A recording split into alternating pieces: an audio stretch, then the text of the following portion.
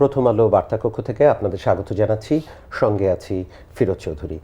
আমরা আজ আলাপ করব এই যে হাম নিয়ে যে অভিভাবকদের মধ্যে উৎকণ্ঠা, পুরো দেশের মধ্যে উৎকণ্ঠা, আমাদের এটা টিকা আছে কি নেই এ নিয়ে মানুষের মধ্যে যে অনিশ্চয়তা, সেই সব নিয়ে আলাপ করব।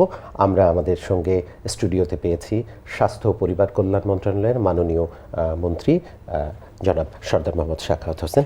স্যার, আপনাকে স্বাগত জানাচ্ছি। তা এখন বলেন যে সবার যে উৎকণ্ঠা, টিকা আসবে কি না, টিকা নেই, আসলে কি ব্যাপারটা কি? ধন্যবাদ আপনাকে। আমাদের দেশের মানুষ একে অন্যের প্রতি অত্যন্ত দয়াশীল অ্যান্ড কেয়ারিং। এক কথায় আমি যেটা বলতে চাই, যখন একটা ন্যাচারাল রোগ যখন শুরু হয়ে যায়, যখন ইনফেকশাস ডিজিজের যখন ব্যাপকতা বৃদ্ধি পায়, স্বাভাবিক কারণে আমাদের দেশের সকল মানুষ উৎকণ্ঠায় ভোগে। আর এই রোগগুলির প্রতিষেধক বা কিউরের জন্য যখন ভ্যাকসিনের প্রয়োজন হয়, তখন স্বাভাবিক কারণে মানুষের ভ্যাকসিন নিয়ে উৎকণ্ঠা বাড়ে। এটাকে আমি দোষের কিছু দেখি না।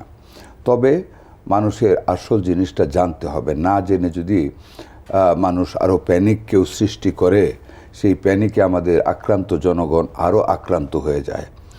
মানুষ যখন একটা পজিটিভ কথা শুনে, আশাব্যঞ্জক কোনো কথা যখন শুনে রোগের সময়, তখন মানুষ আশাপ্রদ হয়ে যায়। টিকার আসল ঘটনা হলো, বিগত দুটি সরকার, ফ্যাসিস্ট সরকার এবং কেয়ারটেকার যে ইউনূসের সরকার, সেই ফ্যাসিস্ট সরকারের আমল থেকে টিকার সংগ্রহটা যথাযোগ্য সময়ে কালেক্ট করা হয়নি। ইউনূস সাহেবের সরকারের সময় একটা ছিল, যেমন হামের বিরুদ্ধে আফটার এভরি 4 ইয়ার্স, প্রত্যেক 4 বছর পর ক্যাম্পিং করার কথা ছিল। ভিজাভিজ দ্য ইপিআই আধার কার্যক্রম চলবে এবং হামের টিকাটা 4 বছর পর ক্যাম্পিং করা হবে। 2020 সনের ডিসেম্বর মাসে ক্যাম্পিংয়ের পরে গত 6 বছর, 5.5 বছর কোনো টিকা দেওয়া হয় নাই। এবং শুধু এটা না, it was very alarming for us, যে যখন হাম আমরাও খেয়াল করতে পারিনি, যখন হামটা শুরু হয়ে গেল, প্রথম রাতে যখন একটা বাচ্চা মারা গেল, যেদিন থেকে আমরা অ্যাওয়ারনেস বৃদ্ধি হলো, তারপরে যখন খুঁজতে গেলাম আমাদের টিকা নেই, একদম নেই, টিকা দেওয়ার মতো টিকা আমাদের হাতে নেই। We are worried for that. আমাদের মাননীয় প্রধানমন্ত্রী বেশ অত্যন্ত দুশ্চিন্তাগ্রস্ত হয়ে গেলেন।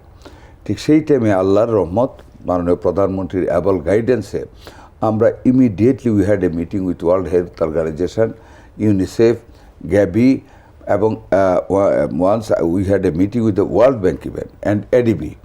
আমরা মিটিং করলাম। যাই হোক, আমি খুব শর্ট করে ফেলি।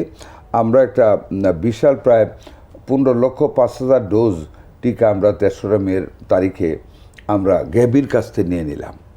গ্যাবির কাছে একটা টিকা স্টক ছিল।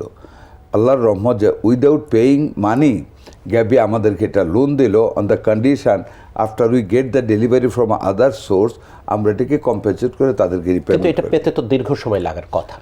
দীর্ঘ সময় লাগে না।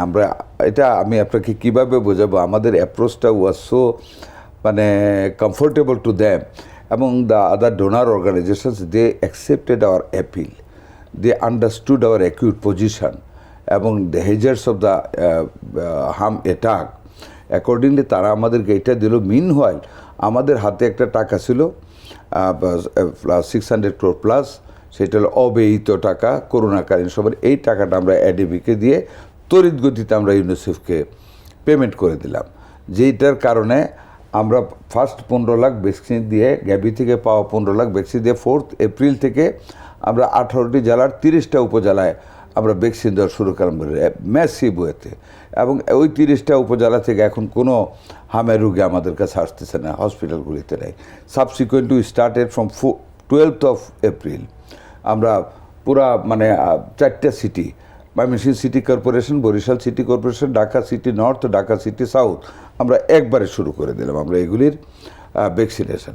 তো এর মধ্যে এটা দিয়ে আমরা এই বর্তমান মাসের 5 তারিখের অল ওভার দ্য কান্ট্রি দেওয়ার কথা ছিল, বাট এর মধ্যে আমরা আরও টিকা পেয়ে যাওয়ার কারণে আমরা 14 দিন এগিয়ে এনে আমরা গত 20 তারিখ থেকে সারা দেশব্যাপী আমরা টিকাদান কর্মসূচি শুরু করলাম, যেটা আমাদের বর্তমান covering stage 93% we have covered vaccination আমাদের টার্গেট থেকে।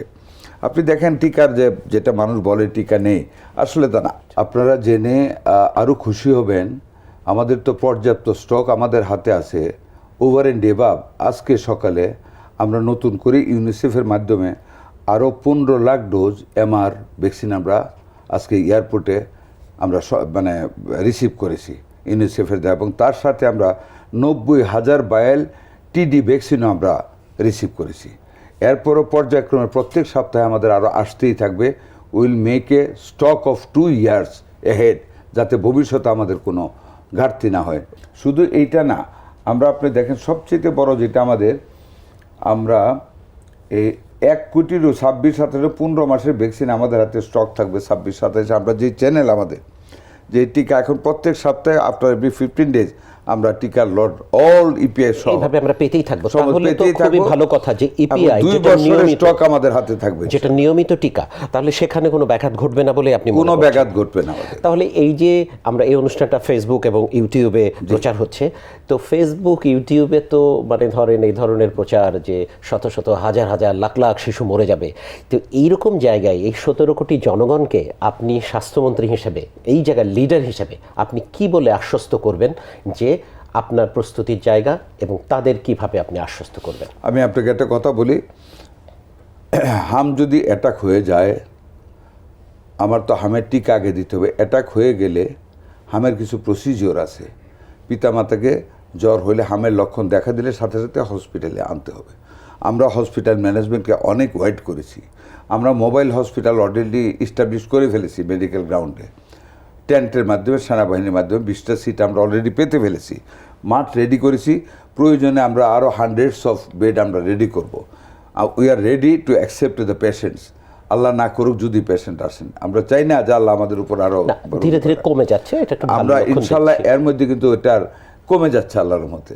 আমরা ডেঙ্গুর জন্য রেডি হয়ে আমরা পরিস্থিতি রাখতেছি। মানুষকে আমার এটাই বলার কথা, আমরা well equip to fight against this infectious disease, এবং আমাদের পর্যাপ্ত পরিমাণ টিকা আছে, আদার ইপিআই স্কিম আছে। কাজে ওয়ারিড হওয়ার কোনো কারণ নেই। জনগণ যাতে সচেতন থাকে, খোদা না খাস্তা যদি একটা বাচ্চার হয়ে যায়, অন্য বাচ্চাকে যেন তার সাথে ঘুমাতে না দেয়। এটা তো ইনফেকশাস ডিজিজ, যাতে ছড়িয়ে না যায়, একটু আইসোলেশনে রাখা, এটা আমার অনুরোধ থাকবে সরকারের পক্ষ থেকে। প্রতিটা বাচ্চাকে আমরা সুন্দরভাবে কেয়ার নেব। আমাদের এখন ভেন্টিলেটারের কোনো অভাব নেই। প্রত্যেকটা আইসিইউ ইউনিটে আমরা ভেন্টিলেটার দিয়ে দিচ্ছি, বা সিপ্যাপ দিচ্ছি, আমরা যেটা ওইটা দিচ্ছি। আরও ভেন্টিলেটার 1 সপ্তাহের ভিতর আমাদের আসতেছে, অল ডোনেশন আমরা এগুলি সব আইসিইউ ইউনিটে দিব ইনশাল্লাহ। আগামী সপ্তাহে আরও 10টা আইসিইউ ইউনিট ডিস্ট্রিক্ট লেভেলে আমরা নতুনভাবে উদ্বোধন করতে যাচ্ছি, to face that local patient, যাতে করে নিউমোনিয়া হয়ে গেলে শ্বাসকষ্টে যাতে আমাদের বেবিরা মারা না যায়। আমি আমার প্রিয় দেশবাসীকে, আমাদের দেশের মানুষকে মাননীয় প্রধানমন্ত্রীর পক্ষ থেকে আশ্বস্ত করতে পারি, আমরা সম্পূর্ণভাবে প্রস্তুত আছি। ইনশাল্লাহ বিনা চিকিৎসায় কেউ মারা যাবে না। আমরা সর্বোত্তম চিকিৎসার ব্যবস্থা তৈরি করেছি আমাদের হাম আক্রান্ত রোগীদের জন্য। ধন্যবাদ আপনাকে। জি, ধন্যবাদ মাননীয় মন্ত্রী। আমরা দর্শকদেরও সেটা আশ্বস্ত করতে চাই যে সরকারের কাছে বিপুল পরিমাণ টিকার মজুত আছে। যে শিশু হাম আক্রান্ত বা এরকম হবে, তার চিকিৎসার জন্য ব্যবস্থা দেওয়া হচ্ছে। সবাই অকারণে উৎকণ্ঠিত হবেন না, এবং যেসব শিশু নির্দিষ্ট বয়সের মধ্যে আছে তারা নিকটতম জায়গায় গিয়ে আসলে টিকা নেওয়ার ব্যবস্থা করুন। মাননীয় মন্ত্রী, আপনাকে অনেক অনেক ধন্যবাদ আমাদের এই সময় দেওয়ার জন্য। আশা করি আপনার যে সামনের পরিকল্পনা সেগুলো সব সফল হবে। আপনাকে ধন্যবাদ যে আপনি জাতির উদ্দেশ্যে এই অনুষ্ঠানটা করলেন। Thank you.